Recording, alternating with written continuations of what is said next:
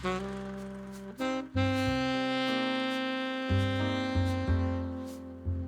Silver Screen Project.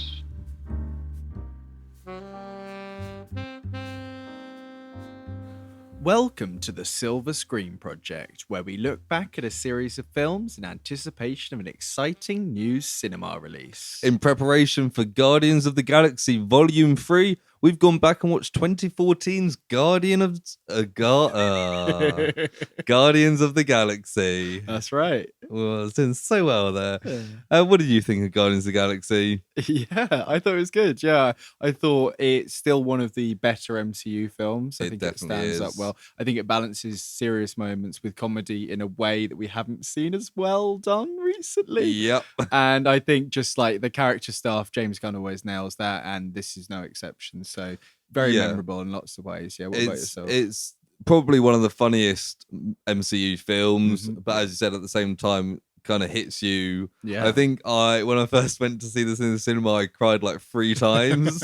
Yeah, it's definitely a couple of moments towards the end. Yeah, and I think I went to the cinema a second time and cried again when I first saw this. Did you cry when you watched it this time? No, not this time. But you were like, that's the bit when I cried. Yeah, I've seen it like 10 times now. So yeah. But at the same time, it is one of the funniest ones, and I think particularly at the time for the MCU, the only team up we'd had was the Avengers, which was like these super high level superheroes who were like the main ones.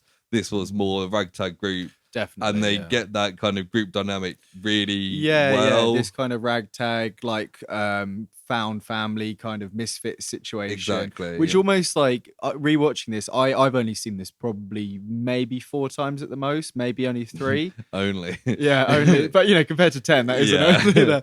And like, I couldn't really remember exactly at which point they kind of become the team. And I mean, they only become the Guardians at the end, really, don't they, in name. But yeah, and I think that for something which is effectively an origin film, it doesn't feel like you're retreading ground in any way. It doesn't really feel like anything else I've seen, apart from maybe the new Dungeons and Dragons film, but that's a retrospective thing. I think one thing that really works is, when talking about like the build up to them becoming a team, is that there's not kind of a dragon, like even with the Avengers film, Avengers Assemble, kind of the first half of that is just kind of like each person turning up and they're going to kind of get together. And in that, they're pretty much like, we're doing the fucking thing. Whereas this, I think it feels more natural because they're all kind of got the same goal and they just kind of join in for convenience more than anything else. It's just them joining up is just part of the ongoing plot rather than the plot starting once they're together, because they're all after the orb at the start. Yeah. And then that kind of develops into the Infinity Stones and Thanos and Ronan and stuff. So it's just kind of a natural development into a team. It's better written than most things, I'd say, yes. in that sense. Like you say, it's plotted out nicely and it feels kind of nicely layered, doesn't it, in lots of ways. But yeah, I mean, like characters I mentioned up front, I think it's got one of the more memorable casts of characters for the MCU and just in films in general. We spoke recently about some films that have kind of taken the archetypes that are in this and used them in different ways. Like Chris Pratt is one of his kind of breakout performances in lots of ways. In film, 100%. Coming straight from Parks and Rec. And just really smashing it out of the park, and he's very likable in this. He's a great central character where he kind of knows a lot of what's going on, but still feels like he's kind of just winging it the whole time. He kind of became an overnight A-lister, didn't he? Just because of this, because he is so good, so charming and funny in this that people were just like, this Chris Pratt guy, he's pretty good. As you said, I think one of the things that kind of makes the group stand out so much is that they're aliens. Gamora's green, Drax is kind of weird coloured with patterns all over him. Rocket is a raccoon and Groot is a tree. They're all kind of visually different. That's it. And there's a couple of scenes where they're kind of all standing together, or like there's the lineup situation, then there's a couple of scenes towards the middle where they kind of form up first of all. And you're like, they look good together. And like the Groot design, I want to talk about that because we haven't seen this design again, of course, because of how his character goes. When I was watching this, I was like, God, I really miss this Groot. This is still the best version of Groot we've seen. Because I kind of forget that although he's got this kind of gruff Vin Diesel Iron Giant voice there, like he's got this kind of cute face and he's got this kind of naivety about him that's like paired with when he decides to kind of kick ass and stuff like that. It's really nicely, and it's not something. Baby Groot was great, and Teenage Groot was fine, and the new one that we've got kind of coming up, they're fun, but this one, and there's all the little extra things that I kind of forgot he could do, like the light thing, the bioluminescent thing, and then there's the kind of shield towards the end and stuff like that. Yeah, I think one thing that kind of epitomized what you were saying of the two sides is the jailbreak scene where Rocket's like, we're going to need that, and he just kind of wanders off in his childish naivety and just takes the battery out, and then he's just like taking out this entire prison at the same time. It's like he is just a cool character, and he continuously shows new things throughout the film, like the big ball at the end where he says the iconic "We are Groot" line, like that is kind of stood the test of time, and people loved, and that I think that was one of the moments I was going to say, that's one of the more emotional ones. But you didn't know he could do that. And then there's bits earlier on when they're fighting their way through Ronan's ship, where he stretches his arm out like through like four guys and smashes them against the wall. It's just like, oh yeah, he can do this too. That makes sense. And that's something that I feel like in hindsight now, kind of looking back, we haven't really recaptured that Groot magic. They've done the Baby Yoda thing for a little bit, and now he's kind of like, and we'll talk about it obviously when we get around to see the Volume 3, he seems to be a different version. I'm kind of like, just get back to, I guess this one was his dad in a way, wasn't I think he? that like, James Gunn said that's essentially what it is. But I think that there is standout points in this. I think going in, the opening scene is one of the best opening scenes in MCU. With it's kind of shows an alien planet. It shows Star-Lord doing his singing and being a fun guy, whilst also like it's like a heisty thing. Yeah, it's kind of that mixture of heist and Indiana Jonesy kind of vibe, isn't it? Yeah, it's really, exactly. Yeah, it was very Indiana Jones inspired. And it's just really fun, and you're like straight away. And when the big guy in the Galaxy comes up on the screen, you're just like, I'm here for this. And obviously we can't. You mentioned the dancing there. The soundtrack is still one of the stronger parts of this film. In a lot of, like, it's just everything kind of matches the tone of the scene well. It's like weaved well into the story because it's in the two mixtapes there. Yeah, it's something that we've seen more now in films where they try and do these needle drops in the middle of a film that doesn't always really work. Yeah, I think it was so good and so kind of iconic. You've seen so many films try and copy it. I think the biggest one that I remember is the Suicide Squad. With like which was very shortly after this, I think. We're going to try and make our own Guardians film. And it's like, no. I've seen lots of complaints. I don't know how well this will age by the time this comes out. It should only be a couple of days, but I've heard lots of complaints about the new Super Mario Bros. Movie just having the most generic like soundtrack of like, they use Mr. Blue Sky in that. They use like, Aha, Take On Me. It's like Mario is, I know that's not what we're talking about today, but Mario has a soundtrack. This didn't initially, so they've made it part of, the Mario iconic doesn't soundtrack. Need that. It's a strange choice, but I think it's kind of Shrek fever in that sense, is what with that one. But soundtrack is very, very strong, and James Gunn clearly knows his source material, both comic wise and the music, and he's paired it together very nicely. I would say it's really good. Another thing on kind of getting to the characters, that first scene where we kind of get them all on Xandar, and they're all kind of fighting each other, is really fun. We kind of, again, with Avengers, when they first meet, they all kind of having their freeway fight. But I think this one is a lot more fun because it's just like, it's a bit more low level. It's very scrappy kind of thing. Scrappy, and it's all of them just kind of tripping each other up and then grabbing another one against each other. You're really not sure like where it's going to go, and it kind of it gets broken up, and you're like, okay, well that makes sense. Now they're all forced together, kind of thing. It feels very like, that makes sense. It makes sense. It just feels natural, and it's good fun. I do.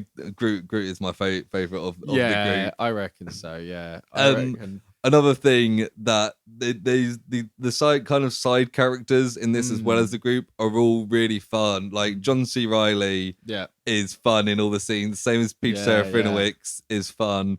Yondu has his moments. Like we get introduced to his like arrow thing. When they're on Xandar. Just like that crazy moment towards the end is very like, it's cool. so OP, but it's exactly great. Like it's just good fun. And then like we also see Thanos properly for the first time in this as well. You can't understate that. Yeah, and I think his design changed very slightly from this in the later film. It does. But this is kind of pretty much the template for what we see. And Josh Brolin doing the voice as well was the first time I think we hear him. Yeah, he may have done a post credits. We see post credits, but we just see him. I don't think we hear him. Yeah, there's one where he's like, "Fine, I'll do it myself," and he gets the gauntlet out of a drawer, even though we then find out that he got it made by the dwarves or something. But maybe then put it in a drawer and then he took it out the drawer. Yeah. But either way, it's the first proper time we get to see him, and he's in a couple of scenes throughout this. Yeah, and he's like intimidating, and it's an introduction without going further into it. It's the perfect tease for like,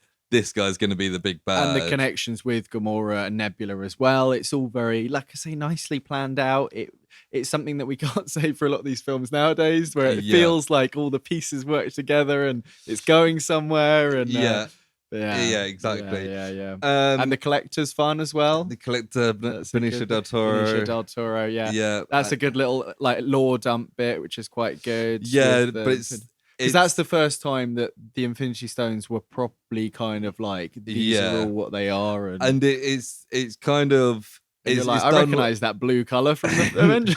It's kind of done well because it's basically explaining to the audience what's coming up, but not doing it as like a lore dump. They've got some characters learning about it as well. And the part where the pinky red woman who works from like just decides to grab it. First of all, mad decision. I don't know what's going on there, but it's pretty like intense and pretty like gnarly. Like she's fucking flaking off, and the whole thing. I forgot how kind of chaotic that becomes. Because it shows the power of how the power of the power. And then it's like foreshadowing for the end of the film. Yeah. Which that point there, I think I remember rewatching it and kind of being like, it's kind of, they all have to hold hands, but I think it's quite effective the way they do that cutting with Peter's mom, and there's a cool bit where I think that was another bit that I cried at first time. I like where like the reality kind of like peels back and he's like in space and then he turns and sees it's very kind of like psychedelic, like old like Marvel comic visuals plus like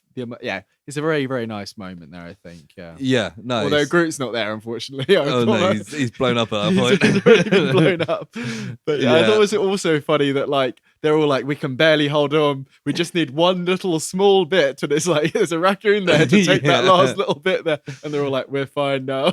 But again, that scene kind of highlights the double quality of this film is that it starts with the dance-off thing, which is funny. It's silly. It's funny. Still funny. But then what the fuck?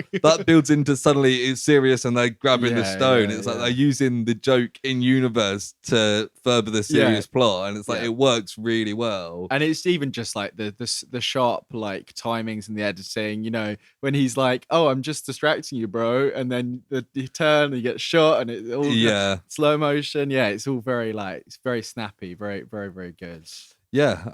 What else have you got? Yeah, I'm just having a look. I mean, Ronan, I have mixed feelings on, and I'll talk about him more in a little bit, but I think his ship design is very cool. The ship design is I thought there's some stuff I noticed this time. I also watched it on the IMAX version because on Disney Plus, it occasionally goes to a wider screen, which is quite fun because visually, actually, just in general, this film is much better looking than a lot of films we see now. Definitely. I think you can tell they spent a hell of a lot of time on the because VFX. It's in space, they've got kind of more area to do what they want. Yeah. And like the designs are great. You mentioned the ship. Really good. Yeah. Nowhere looks great. Yeah, the first time you see it from distance. And even, the space bar, there's the bit, not literally on a keyboard, but the bar they go to and they're like betting on the little creatures. Yeah. It's all that kind of Star Wars world building that's the so bit good. When Ronan turns up to Xandar, all the Xandarian ships kind of link up. Looks fantastic. It's just quite creative. It's great like world building. But there. in Ronan's ship, he's got like these weird big people that are like holding glowing orbs that are like his weird interface thing, just going down the side. I was like, I've never noticed that before. It's like giant people with glowing balls. It's just and it's really like him with his like weird gothy like black dripping stuff. It's like it really it's really contrasts against the other technology we see, and I think that's quite fun. However, he's not great in other ways. I don't know how much more I've got to say before Yeah, I'm happy to go into more negatives. Yeah, Yeah. The only thing I really noted down was Ronan. He's just a bit weak. He never seems as intimidating as you're constantly told that he is. No. And the design is quite good. That's what I like. But I still don't think he looks like that intimidating. No, like the design is cool, but he still just looks like some guy. He doesn't. Like, particularly when you've got Thanos in this film, he looks like nothing compared to Thanos. Yeah, I think we needed either like when he goes and fights Drax or whatever, that was supposed to be like, what is it, the Worf moment where he kills the big guy or whatever. What is it, from Star Trek? Like that was supposed to be that, like, look how powerful he is. I think we needed a bit where he like just killed like 100 people to be like, this guy is like awful, because we hear about it and he looks cool and he's quite imposing. He's got this big hammer, but he's kind of just being Thanos' bitch, but he's like, I'm also a religious zealot. And then when he gets to the power thing, he's like, well, actually, I'm going to kill you, Thanos. And you're like, okay, like his motivations seem a little bit murky, and it just doesn't really. He just seems like everyone hates him, and he's still got a big ship, and he's got all these like necro whatever, the weird zombie like the baddies. And he's just like, everyone do a dive bomb and listen to me, and they're like, okay, and it's like. There's this whole culty vibe that we just kind of peek into, and I feel like if we'd seen a little bit more of that, like even do a stormtrooper situation where he's there like yelling about like killing other races, do you know what I mean? Lean into that like scariness of him a little bit more. He's this extremely powerful zealot that wants to destroy Xandar, but like we know Xandar and the Kree kind of have a peace treaty at this point, and he's like an offshoot, exactly. But like we see him with Gamora and Nebula and Dr. Thanos, and then that's it. Like there's he kills the guy who was talking to Loki in Avengers. That yappering guy. That's supposed to be like the bit. Oh, watch out for him. But it's like there's the other guy who's got the technology on the side of his head. The actor who's been Jimon Honsu. Yeah, that's the one. Yeah, but he's very good. Apart from him, like who else works for Ronan? That's what I mean. It's just like these people that are like Quill calls them like Ninja Turtles because they've got like weird fucking heads. It's just like it's so close to being like, you know, not perfect, but like like the next tier up. Like I feel like that's the thing that really and I've got questions about like the Nova Corps and how that all fills into the whole wider thing of like, you know, like the Nova Corps are like the fucking Green Lanterns with their flying around with their helmets or whatever. In this, they're just like a space thing. It's like, I'll be interested to see where that goes, but that in itself isn't something that's wrong with this film. It's just a question I have now still about like the Ronan thing is still just like even the Gamora Nebula stuff is fine in this, but it's not particularly interesting because they develop that a lot more in the next film. Yeah. Whereas Ronan is this like black spot in more ways than one of the film. It does kind of feel like the Ronan is like secondary to the main group doing their thing, having their fun, having their emotion. Yeah. But it's like they also need to be aiming towards something. So we just need to have some guy for them to defeat at the end. Yeah, I feel like the more and more I think about it, that I don't know how, but they could have done a little bit more with him that would have just really kind of capped this off nicely. But if that's the only thing we got, well, a weak villain is still a pretty bad thing, but if that's all we got to say, it's not really much, is it? Yeah, and it was, I think one thing that kind of means you can overlook it is that this entire era of the MCU, the standout criticism was weak villains, like consistently, unless it was like a returning one like Loki or Thanos. Generally, the film-to-film one-off villains were quite weak. Yeah, and they always just exploded at the end, which is what happens with them here. That's pretty cool when he explodes, though. It is quite cool when he explodes, but Peter's like, I open my hand up, bit of purple, explode you. Bam. Pretty cool. Yeah. But so I've got a couple of bits of trivia for you. The first one is the soundtrack album, Awesome Mix Volume 1, reached number 1 on the US Billboard 200 chart. The first film soundtrack ever to do so without any original music. That's pretty cool. Because I think like The Lion King did that. I think that was like one of the first major ones to do that. But then it was original songs. So not to have original songs, just a a collection of songs. It was like, nice, and I bought that. I had a copy of that. Yeah, I know at least one other person who bought it. I don't think I ended up getting a copy of it, but it was something that I used that to find more music, and I listened to a lot of those songs. And I remember at the time, obviously we were at uni at the time. Quite often at like parties and stuff, people just put on that soundtrack album, and it just worked because everyone knew all the songs, everyone liked all the songs. Exactly. Or you'd hear like half the songs in people's playlists and be like, I think it's pretty good timing that you started listening to this right after this film came out. It's like, it was like Moon Age Daydream went up in popularity after this film. For sure. 100%. Like people could name like 30 Bowie songs before Moon Age Daydream until this film came out.